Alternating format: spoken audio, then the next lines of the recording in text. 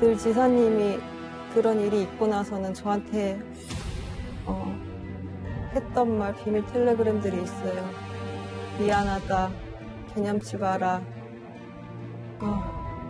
내가 부족했다, 잊어라, 다 잊어라. 그냥 아름다운 스위스와 러시아에서의 풍경만 기억해라.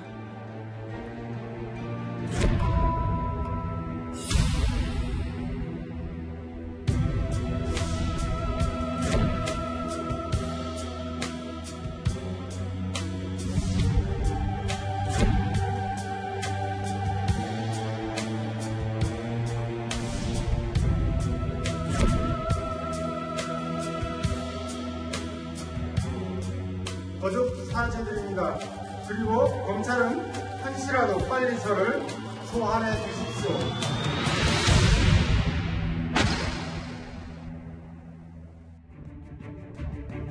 검찰은 한시라도 빨리 저를 소환해 주십시오. 어제 안희정 전 충남도지사는 기자회견을 취소하면서 이렇게 뜻을 전했습니다. 그리고 조금 전 안희정 전 지사는 검찰에 자진 출두했습니다.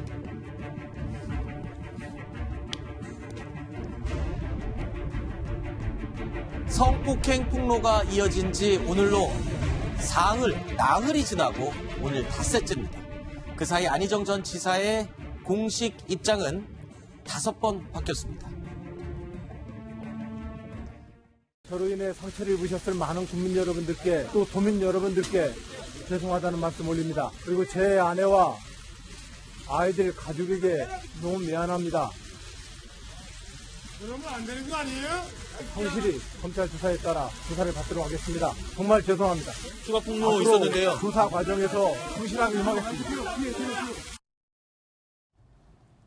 자, 조금 전에 검찰에 자진 출두하면서 입장을 밝힌 안희정 전 지사의 음성이었습니다. 그런데 이번 사과의 내용 가운데 특징이 있습니다. 도민과 국민들께 사과하고 가족에게 미안하다고 했습니다. 뭔가 하나 빠진 것 같습니다. 그렇죠. 우선은 이 검찰 조사를 받으러 가는 것이 성폭행 피의 사실에 대한 조사를 받기 위해서 간 것이 아니겠습니까? 네. 그리고 오늘 나온 보도에 따르면 현재 전 비서인 김지은 씨가 서부지검에서 조사를 받고 있다는 보도도 나오고 있습니다. 아직 확인하진 않았는데요. 네. 그러면 가장 먼저 나올 것은 피해자에 대한 사과가 선행이 돼야 되는데 그 내용은 쏙 빼놓고 가족에 대한 부분하고 도민과 국민에 대한 사과만 들어가 있어서 이거는 굉장히 불완전하고 의도적인 거다. 네. 정치인으로서의 정치적인 책임, 이런 도의적인 책임은 있지만은 법률적으로는 좀 따져봐야 되겠다. 네. 이런 인식을 보여준 거 아닌가 하는 생각이 들었습니다. 네. 그런데 지금 이 사건이 불거진 게 불과 며칠 지나지 않았습니다. 한 변호사님. 일단 고소장이 접수된 것도 이제 이틀밖에 지나지 않았는데 오늘 안 전 지사가 자진 출두할 경우 검찰에서 뭐 어떤 조사를 할 수 있는 겁니까? 사실 고소장이 접수되면은 먼저 검찰에서는 수사팀이 꾸려지고 네. 담당 검사가 이제 배당임을 받게 됩니다. 그래서 먼저는 원칙적으로는 고소인을 수사한 다음에 그래서 피해자를 수사한 다음에 가해자를 수사해야 되는데 지금은 검찰은 사실관계도 아직 미흡하게 파악된 상태거든요. 그러니까 아무것도 준비가 안 된 상태라는 말씀이시잖아요. 예. 이 상태에서 안희정 전 지사가 검찰에 출두하는 그런 형국이 된 겁니다. 네. 그러니까 저건 일방적인 출두 아닙니까? 그렇죠. 검찰이 아직 부르지도 않았지 않습니까? 네. 그러니까 이제 뭐 자수를 한다라면 그 이해가 되겠는데 네. 검찰에 출두해서 어떤 얘기를 하겠다라는 것이 지금 아직 명확하지 않은 상태에서 스스로 저렇게 나간 것은 뭔가 이제 더 확산되는 것을 좀 막으려고 하는 게 아닌가 하는 생각이 좀 듭니다. 네. 왜냐하면 오늘 새벽에 워싱턴에서 이렇게 낭보가 들려오지 않았습니까? 네. 5월 중에 이제 북미 간의 이 정상회담이 이루어질 가능성이 크다. 굉장히 이제 큰 이슈였고 세계적인 큰 이슈였는데 네. 이런 큰 이슈가 이 국민들에게 굉장히 희망의 메시지를 줄 때 어떤 이제 어떻게 보면 좀 큰 이 뭐 잘못을 저지른 사람이 빨리 검찰에 가서 단죄를 받는 모습을 보이려고 검찰 출두를 좀 서두른 게 아닌가 하는 생각이 좀 듭니다. 아, 그러면 속된 말로 물타기 한다, 뭔가 희석을 시킨다, 그런 의도도 엿보인다고 말씀하시는 거는 일단 구자욱 차장의 개인적인 추측으로 네, 그렇습니다. 듣겠습니다. 그러니까 이제 시점상 어떻게 보면 정상적인 사람이라면 검찰이 언제 출두해라라는 네. 출두 요구가 있을 때 거기에 맞춰서 가는 것이 일반적인데 네. 자진 출두를 이렇게 서두르듯이 네. 지금까지 기자회견을 하겠다고 했다가 어제 하루 만에 번복하지 않았습니까? 네네. 그런데 하루 만에 이렇게 검찰에 전격적으로 그 모습을 드러낸 것은 뭔가 이제 빨리 이 사건에서 좀 잊혀졌으면 하는 바람이 좀 담겼다 이렇게 볼 수 있을 것 왜 하필 오늘 갑자기 자진 출두를 했을까에 대한 구자홍 차장의 분석 내용이었고요. 정성희 의원님, 지금 닷새째입니다. 나흘이 지났고요. 그랬는데 하루가 바뀔 때마다 안전지사의 입장은 바뀌고 있습니다. 그렇죠. 정리를 해주시죠. 하루가 지날 때마다 새로운 사실이 드러나고 있죠. 네. 처음에 이제 김지은 씨가 폭로를 했을 때는 합의에 의한 성관계였다라고 비서실 입장이 나왔고요. 다음날 이것이 일파만파 확산이 되니까 이건 비서실의 입장은 잘못이다. 모두 내 잘못이다라고 그다음부터는 사과하는 모드로 들어갔습니다. 그런데 이제 그 다음에 추가 피해자가 기자회견까지 본인이 사죄 기자회견을까지 하겠다고 했는데 이제 추가 피해자 얘기가 나오고 오피스텔이 보도가 되면서 기자회견을 긴급히 취소를 했고요. 네. 돌파를 하려고 왔습니다. 그때는 이제 변호사들과 만나서 상의까지 했다고 하고요. 네. 그런데 이제 오늘 그 이용했던 오피스텔이 친구 소유자라든지 새로운 어떤 사실이 나오고 또 네. 얘기한 대로 오늘 큰 뉴스에 약간 묻어가려고 하는 그런 네. 것 때문에 갑자기 이렇게 검찰에 자진 출두하게 된 것 같습니다. 역시 정성희 의원님 역시 뭔가 시기를 선정한 데는 의도가 조금 있었던 것 같다라고 분석을 해주셨는데요. 한 변호사님, 일단은 이 지금 위계에 의한 성폭행으로 조사를 받을 가능성이 높다라고 했는데 안전지사의 지금 행동을 보면 어떤 도의적인 차원 그리고 국민들의 감성적인 지탄을 받는 것보다 법적인 판단을 빨리 받는 게 유리하다고 생각했을 가능성도 있습니까? 어떻습니까? 예, 물론 그렇습니다. 지금 상황에서는 여론 재판에서는 거의 판단은 끝난 것 같습니다. 네. 이 여론을 어떻게 자기한테 유리한 상황으로 끌고 가기는 굉장히 힘든 시점이고요. 근데 법적인 판단은 여론과는 다르기 때문에 어떻게 다르죠? 법적으로는 이 수사기관에서 이 범죄 혐의를 입증할 책임이 있습니다. 네. 그래서 지금 말씀하셨던 위계 부분 또는 저는 이제 위력에 의한 네. 그 죄라고 생각하는데 위계와 위력 부분은 수사기관에서 입증할 책임이 있기 때문에 네.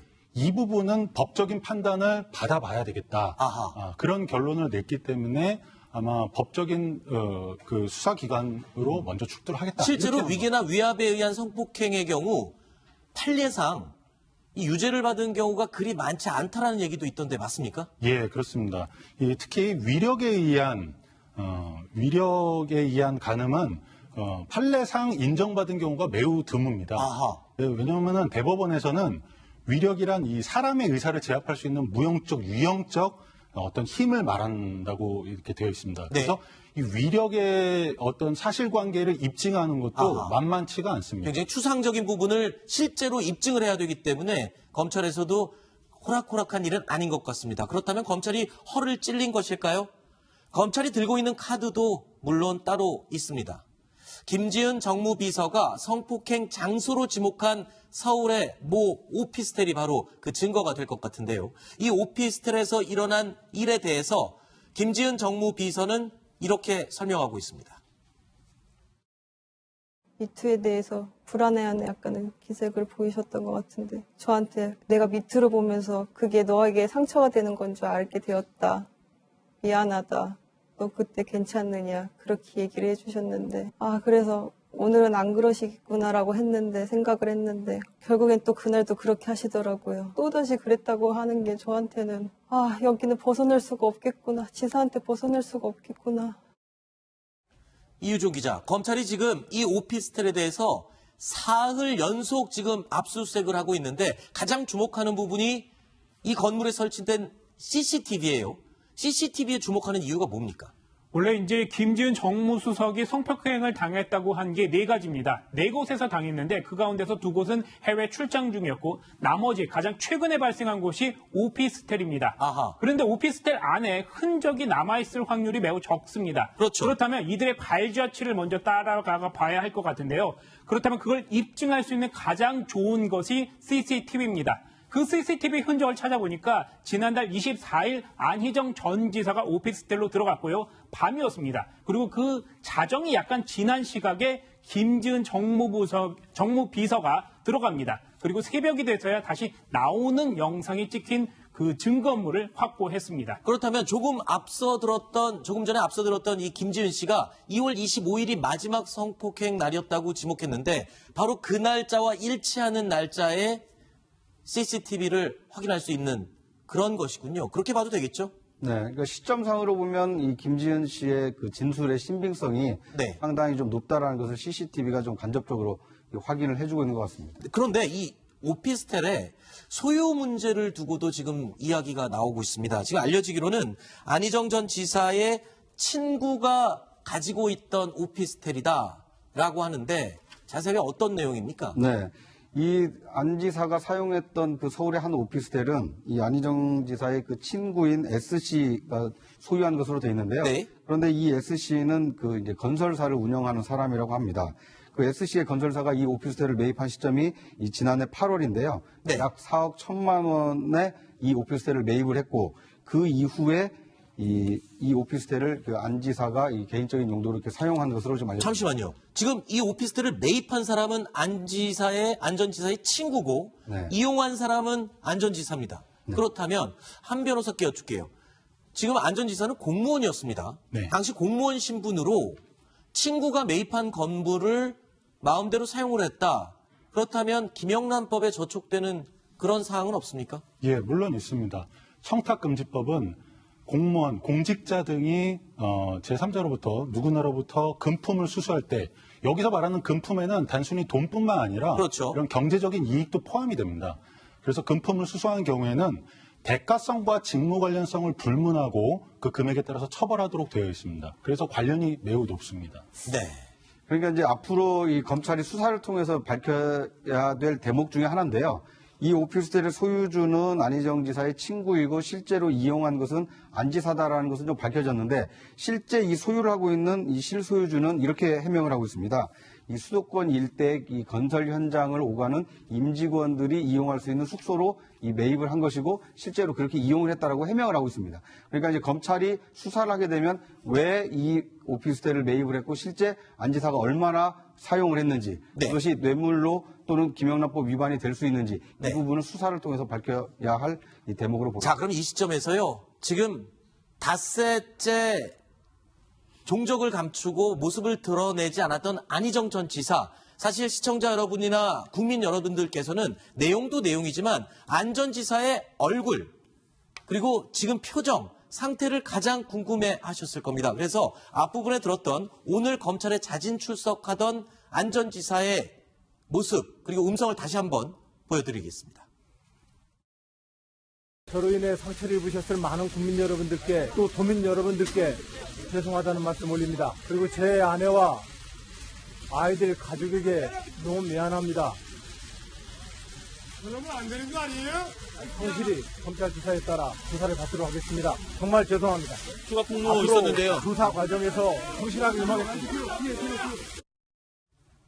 자, 검찰에 출석하면서 유명인들이 하는 전형적인 멘트 중에 검찰에서 모든 것을 이야기하겠다. 이런 이야기도 있지 않았고요. 그리고 피해자에 대한 사과가 없었다는 점, 이 부분이 좀 특이할 점입니다. 그리고 현장에 나와 있는 지켜보던 일반 시민들이 안희정 전 지사에 대해서 굉장히 비난의 목소리를 던지는 것을 들을 수 있었는데요. 네.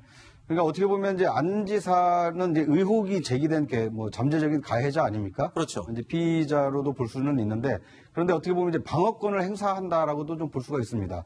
왜냐하면 지금 검찰 조사를 앞두고 이런저런 얘기를 하게 되면 자신이 한 얘기가 어떻게 보면 자신의 발목을 잡을 수도 있는 거거든요. 네. 그러니까 지금 이 피해를 당했다고 하는 여성의 주장이 옳고 그르냐는 결국 이 법의 판단을 따라야 되는데 네. 안 지사는 그것에 대해서는 그것이 뭐 이렇게 법을 위반한 것이다 아니면 강압에 의한 것이다 이런 얘기를 하지 않음으로써 어떻게 보면 이제 법논리에 따라서 네. 뭐 유죄가 될 수도 있고 무죄가 될 수도 있고 이 자신의 어떤 방어권을 저렇게 침묵으로써 좀 행사하고 있다 이렇게 볼 수 있을 것 같습니다. 하나 궁금한 게 있습니다. 아까 한 변호사가 지금 안 전 지사는 법적인 판단을 받는 게 조금 더 유리하다고 판단한 것 같다라고 이야기를 했는데요. 법적인 판단으로 만에 하나 유리하다라고 해서 무혐의 내지는 유리한 결론을 얻어냈다. 그러면 그때는 다시 정치에 재개할 수 있다. 이런 판단을 지금 하고 있는 걸까요? 그러니까 이제 그건 뭐 안 지사가 그렇게까지 깊이 있게 생각을 하고 있을 만한 정황인지는 잘 모르겠습니다만 네. 그런데 이제 다툼의 여지는 있다라고 좀 보는 것 같습니다. 네. 그러니까 본인은 물론 도지사라는 어떤 이 직위를 이용해서 어떤 이 관계를 맺었다기보다는 이제 좀 다른 쪽으로 해석을 할 여지도 본인은 있다. 이제 그것을 검찰에서 좀 다투려고 하는 게 아닌가 이런 추정이고요. 실제로 안 지사가 뭐 어떤 생각을 가지고 있고 앞으로 정치 복귀를 그렇죠. 꿈꾸고 있는 것까지는 좀 지켜봐야 될 것 같습니다. 알겠습니다. 자, 피해자인 김지은 정무비서는 나는 안희정 전 지사에게 늘 따라야 하는 존재였다라고 설명을 했습니다. 김지은 정무비서가 이렇게 주장하는 데에는 도지사와 수행비서 간의 권력 관계도 적용됐을 수 있지만 실제 안희정 전 지사의 도정 운영 방식도 크게 다르지 않았다라는 말들이 나오고 있습니다. 저는 지사님이 얘기하시는 거에 반문할 수 없었고 늘 따라야 되는 그런 존재였습니다. 그가 가진 권력이 얼마나 크다는 걸 알고 있기 때문에 저는 늘 수긍하고 늘 지사님이 그런 일이 있고 나서는 저한테 했던 말 미안하다, 개념치 마라, 항상 잊으라고 얘기를 저한테 했기 때문에 내가 잊어야 되는구나. 원래 개념치 말라는 말은 굉장히 높은 사람, 예를 들어서 왕이나 그런 사람이 밑에 사람이 큰 잘못을 저질렀어요. 그래가지고 밑에 사람이 아우 죄송합니다. 이렇게 나쁜 결과를 가져와서 미안해요. 그러면은 굉장히 높은 사람이 나는 괜찮다라고 할 때가 이제 개념치 말아예요. 자, 지금 도정 운영 역시 좀 무리가 있었을 것 아니냐. 제왕적인 어떤 도정을 했던 것 같다. 이런 추측이 가능한 이야기들이 나오고 있는 거죠. 안희정 전 지사 같은 경우는 저도 작년에 이제 대선 검증반에서 만나봤는데 이제 입만 열면은 민주주의를 얘기하고 세대 교체를 얘기하고 정의를 얘기를 합니다. 그렇다고 뭐 구체적인 내용이 담긴 것은 아니에요.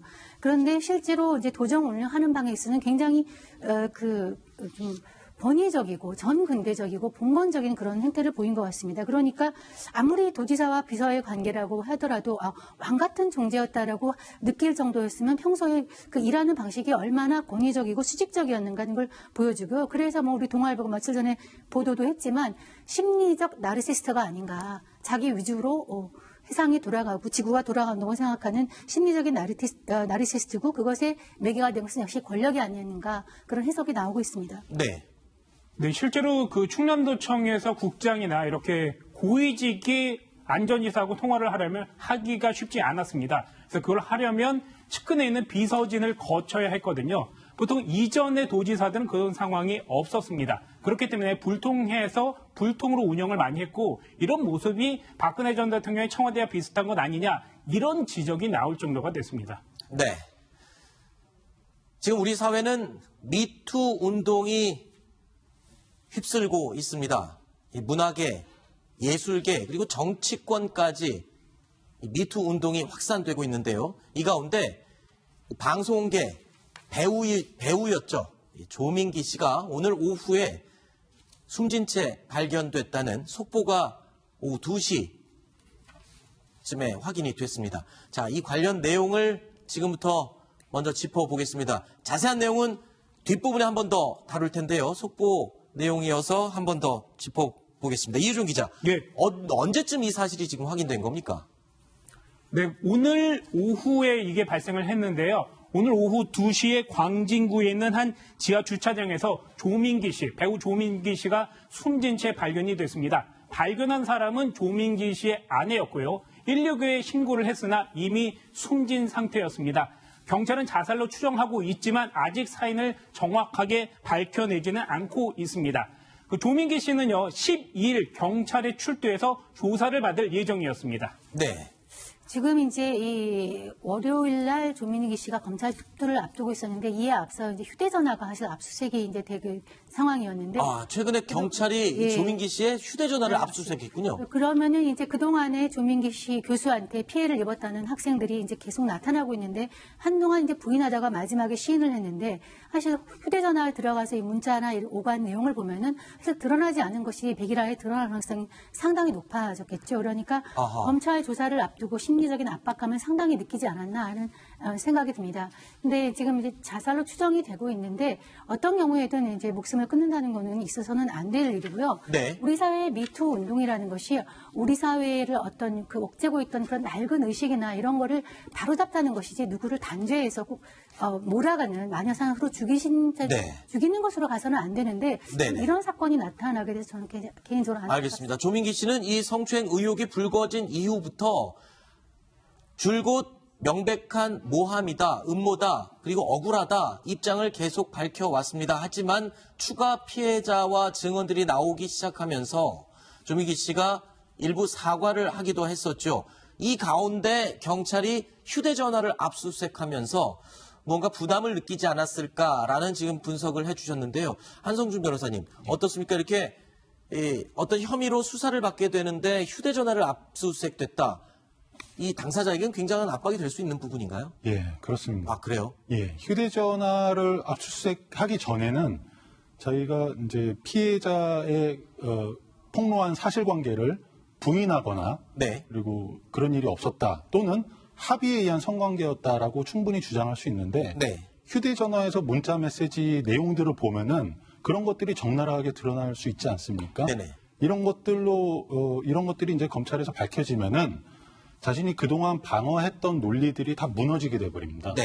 그렇기 때문에 휴대전화 압수라는 사실만으로 네. 이 피해자들한테는 굉장한 압박이 될 수 있습니다. 이유종 기자, 사실 조민기 씨 경우에는 이 내용의 강도는 좀 다르지만 SNS를 통해서 추가적인 폭로와 증언들이 쏟아지면서 어떻게 보면 사면 초과에 빠진 그런 상황이기도 했었죠. 네, 그렇습니다. 그래서 실제로 심리적인 압박감이 매우 컸던 것으로 추정이 되고 있고요. 이번에 바로 경찰 조사를 받아야 하기 때문에 실제로 지인들, 자신 측근에 있는 사람들에게는 일일이 전화를 해서 심경을 정리하는 듯한 그런 발언을 하고 주변을 다독이고 있었습니다. 아, 그래요? 예, 그러다 이렇게 갑작스럽게 그 안 좋은 모습으로 보이면서 사람들을 충격에 빠뜨리고 있습니다. 네. 글쎄요, 일단 경찰 조사를 받고 무언가 혐의가 있는 부분에 대해서는 처벌을 받지만 나머지 부분은 본인이 억울한 것도 좀 소명을 하고 해야 될 것 같은데 저렇게 극단적인 선택을 할 수밖에 없는 이유 굉장히 가족이라든가 주위 사람들에 대한 어떤 그런 감성적인 부분을 견딜 수 없었던 그런 게 큰 것 같아요. 어떻습니까? 그러니까 일단 추가 폭로가 계속 이어지다 보니까 이게 심리적 압박감이 너무 커서 이게 경찰에 가서 자기가 소명이 안 되겠구나. 아하. 그래서 이제 좀 무너지지 않았나 하는 생각이 드는데요. 최근에 이 청주대학교 그 연구학과 학생들이 이 공동 성명서를 좀 발표하지 않았습니까? 네. 이제 조민기 씨의 어떤 그 성추행 의혹에 대해서 이것이 사실이다라는 것을 이제 집단적으로 의사표시를 하다 보니까 이게 한 사람 한 사람 해명해서 될 일이 아니겠구나. 이런 점이 좀 이 심리적 압박으로 작용을 해서 이런 극단적인 선택을 하게 되지 않았나. 이런 생각이 좀 듭니다. 네. 네, 조민기 씨 하면 사실 배우로도 성공을 했지만 교수로도 성공을 했고 또 좋은 아버지 이미지 여러 가지 한국에서 이뤄낸 게 많습니다. 네. 그렇지만 하루아침에 모든 것을 빼앗겼기 때문에 그 상실감 때문에 극단적인 선택을 하지 않았을까 생각이 됐는데요. 거기에는 물론 조민기 씨의 잘못이 비롯돼 있습니다. 알겠습니다.